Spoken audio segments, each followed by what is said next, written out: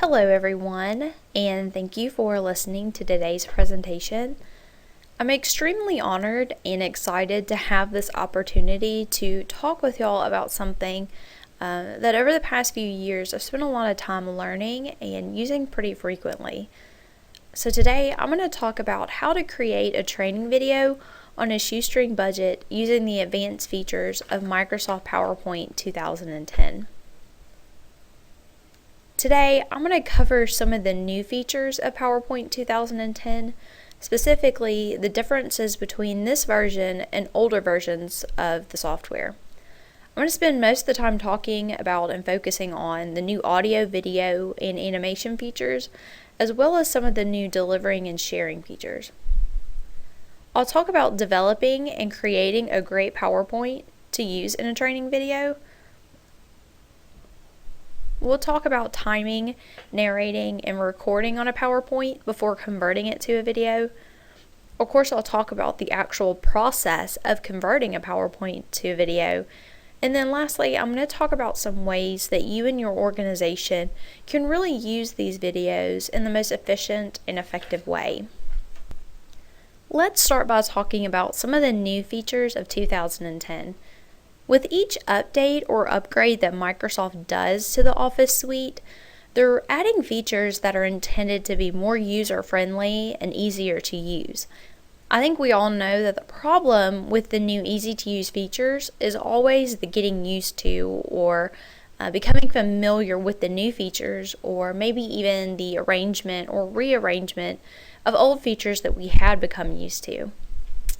But with the implementation of Microsoft Office Suite 2010, we really did see improvements in the ease of use, specifically of PowerPoint.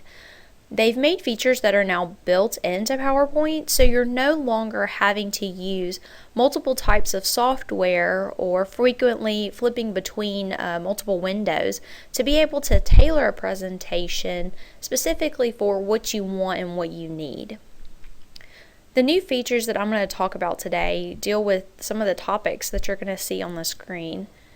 They include new ways to create, manage, and collaborate PowerPoint files, new ways to better organize your presentation, new features that allow you to enrich your presentation with new controls or built-in controls for audio, video, pictures, and animation, and then new ways for you to deliver and share your presentation.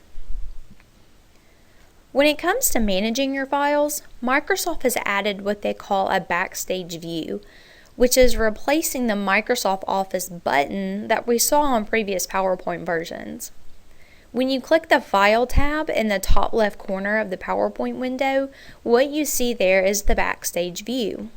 Seen in the backstage view are basic commands such as print, save, save as, open, and other commands that I think we're all pretty familiar with.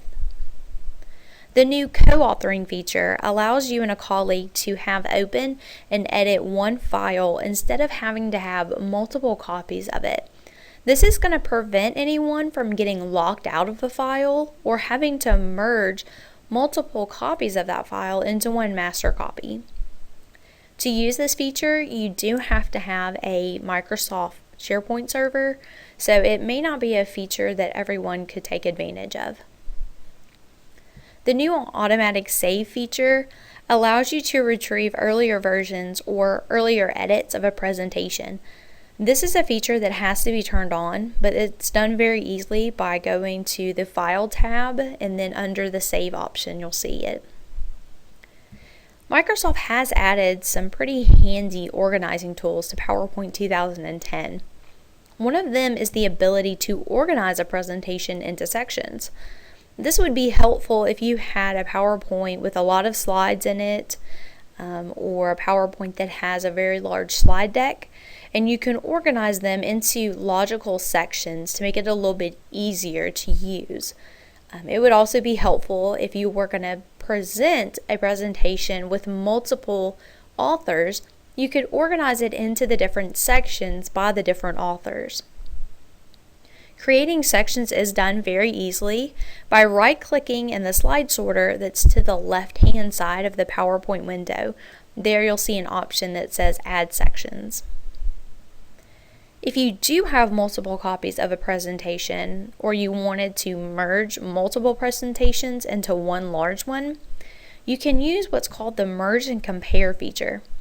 This allows you to compare the differences between two presentations, and then you can either just merge the differences or the two entire presentations into one. This feature is available under the Review tab at the top of the screen. If you wanted to review two presentations at the same time, you're no longer limited to just one PowerPoint window. The new reading view allows you to view multiple presentations at the same time, whether within the same window or using multiple screens. Some of the biggest improvements in PowerPoint 2010 are the new built-in controls and features for audio and video files. You can now directly embed audio and video into your presentation, so you'll no longer have the issue of transferring your file to another computer and your audio or video no longer being there. This is going to make your presentation a lot more portable, and you'll never have to worry about whether your audio, video, or formatting is still there.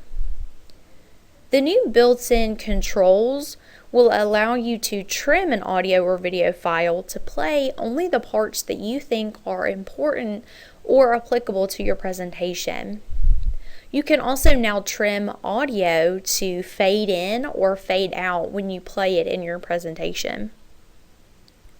There are some new special effects that you can use in regard to how the video looks in the presentation.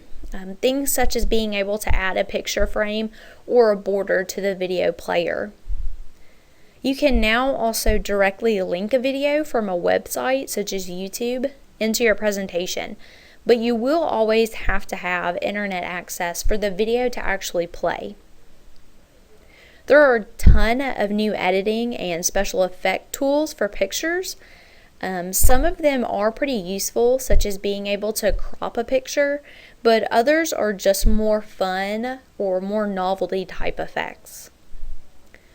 One new feature that I think could be very useful is being able to add a screenshot without ever leaving PowerPoint. And that particular feature is found under the Insert tab at the top of the PowerPoint window. Animations are also now very easy to use in PowerPoint 2010. You can quickly add or remove an animation or reorder the way that it's being shown or played in the presentation. The last new feature that I'm going to talk about in PowerPoint 2010 is the ability to share your presentation by converting a basic PowerPoint into a video. And that's what I'm going to focus on for the rest of the presentation.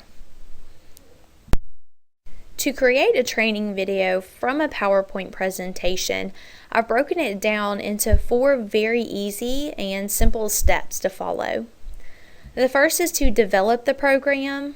The second is to create the PowerPoint. The third is to record and narrate the presentation. And then the last step is to convert the presentation into a video. The first step again is to develop your program. So with that, you have to really think about, well, what sort of training could I use a video like this for? And really, any kind of training could be delivered this way. This is a really easy way to develop training that is tailored for your company or for your organization, maybe for even a specific department or even a specific job duty. It can get really expensive to pay an outside company to create tailored, specific training videos. So this is a way that it can be done really quickly, really easily, and using tools that most people or most computers are already equipped with, and a lot of people are already pretty familiar with. Just like you would before you developed any training program, it's always a good idea to conduct a needs assessment. Ask yourself questions like, what is the purpose of this program? Who is my intended or target audience? and what do I want them to take away from this video or from this program. Doing this is going to help you create training that is more effective because you have a specific goal in your mind while you are creating it. And the last question in developing a program is, are you going to create a brand new PowerPoint presentation, or are you going to redesign one that you already have? And really, there are pros and cons to both, and that's kind of what I'm going to talk about next. Before I get into formatting specifically for video purposes, I do want to give you a couple of quick tips on creating a really great looking presentation. When I talk about the format of a presentation, I'm really talking about the overall look and style of it. PowerPoint 2010 does have a lot of really great looking designs that already have the formatting all done for you. This makes it really easy to create a nice professional looking presentation. But the best tip that I can give you about formatting is to create something that is pleasing to the eye and really flows from one area to the next. And always make sure that the formatting matches throughout the entire presentation.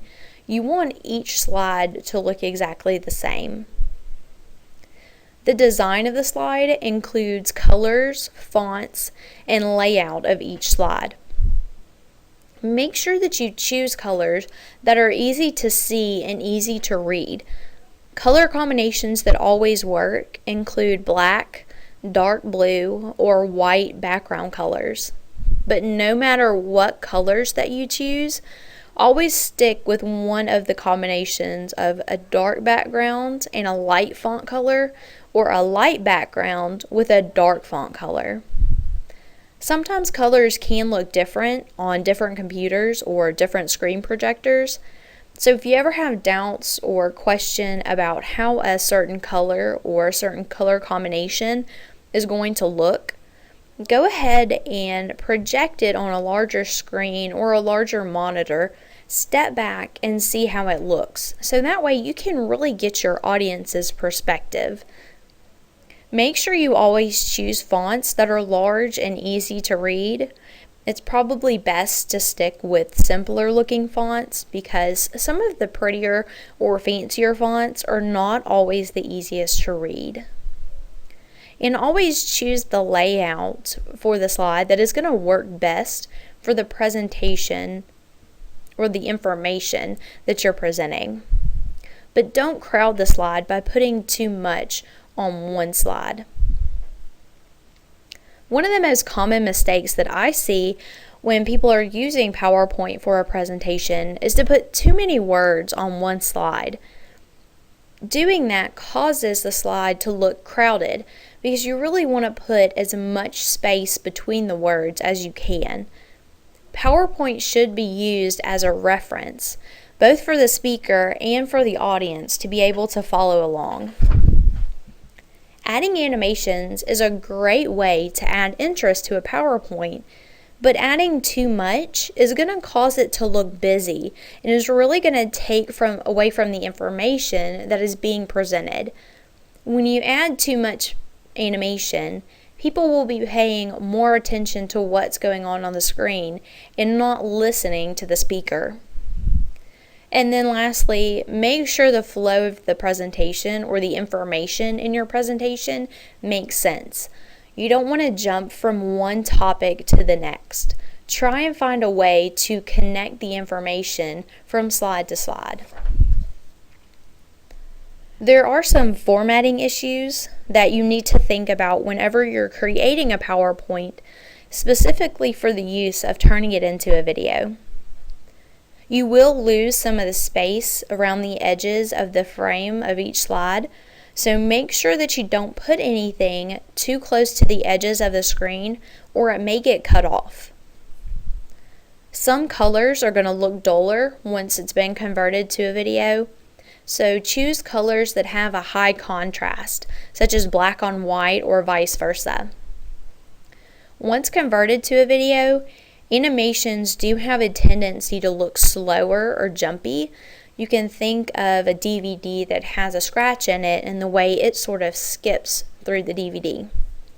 So try and keep animation to a minimum, or choose simpler animations such as a simple fade in or fade out. But make sure you don't have anything that's going to move really quickly or is going to move all over the screen.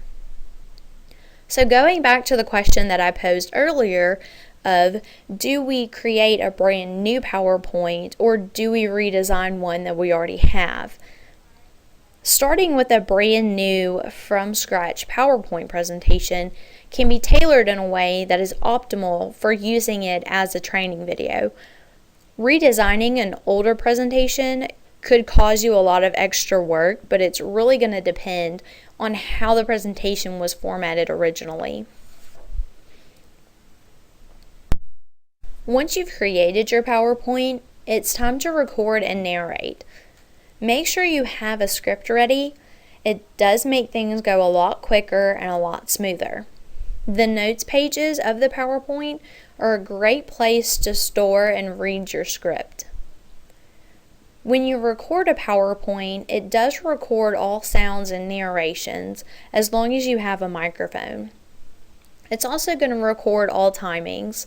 So it's going to record how quickly you put up each bullet point, how much time you spend between each bullet point, and how quickly or how much time you move from each slide.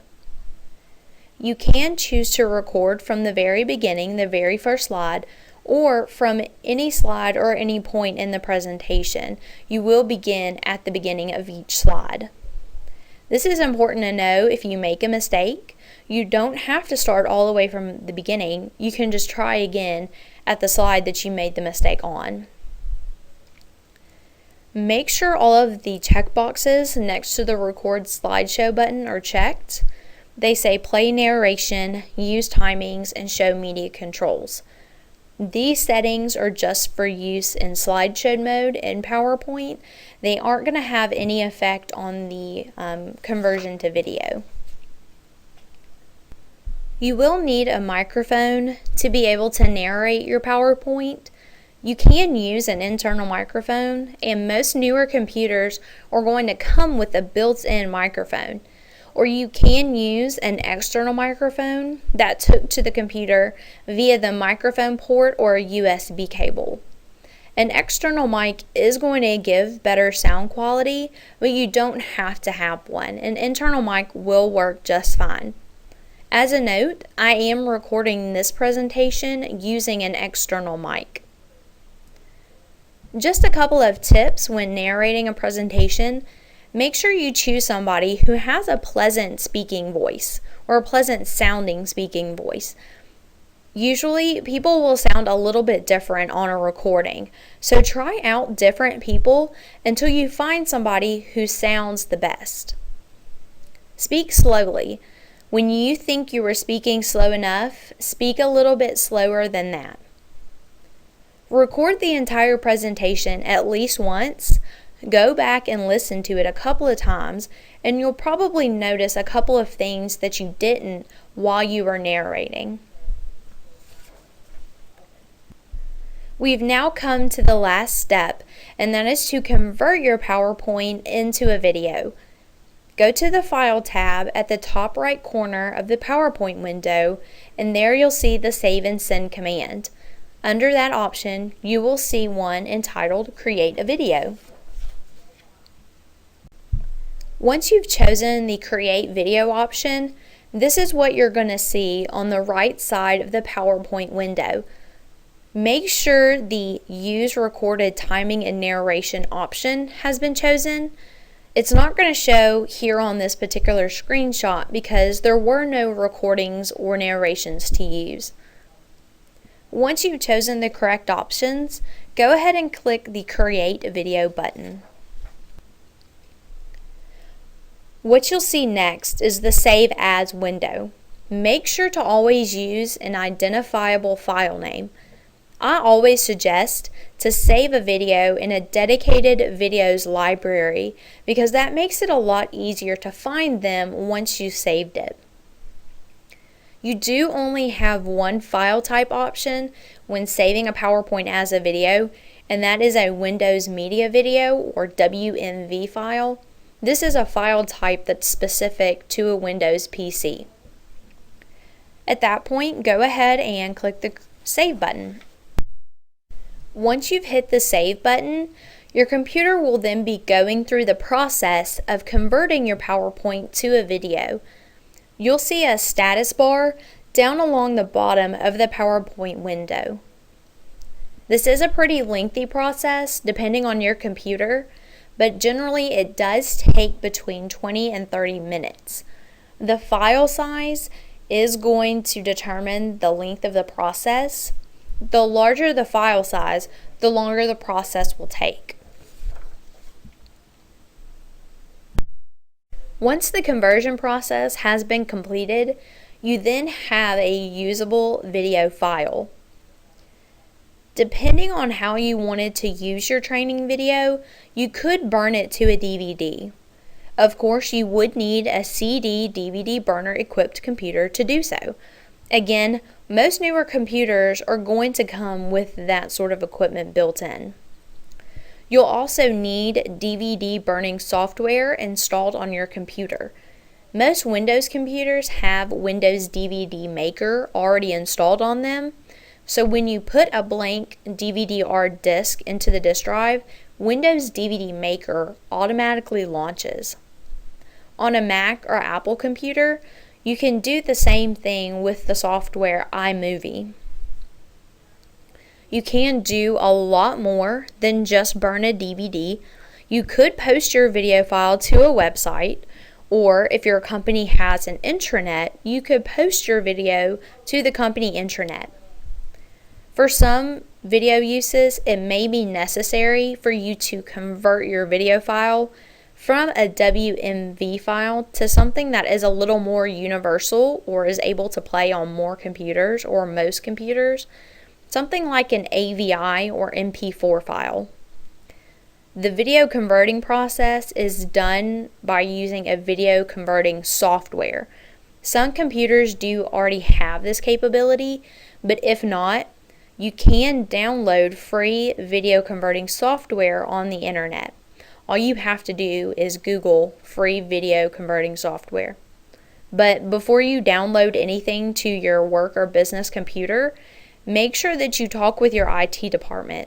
They may be able to help you with converting a video, or they could authorize you to download any type of software. And with that, you now know how to make a training video from a PowerPoint presentation. But just to quickly review, there are several new features in PowerPoint 2010 that aid in the managing, collaborating, enriching, and sharing of your presentation. And one of those features is being able to create a video from a PowerPoint. There are 4 steps in the process of creating a training video using a PowerPoint. The first step is to develop the program by determining what is the purpose of our program, what is the goal of it, and who is our intended or targeted audience. The second step is to create the PowerPoint. Remember, always choose a format and a design that is going to work best for the information that you're presenting. The third step is to record and narrate your PowerPoint. You should record at least once, go back and listen to it a couple of times, and correct any mistakes you may notice with the timing or the narration. And then the last step is to convert your PowerPoint into a video using the Create Video option under the File tab, Save and Send option. Once you have your video file, you have a multitude of options on how to use it. It's all about convenience and ease of use for the targeted audience in your company or organization.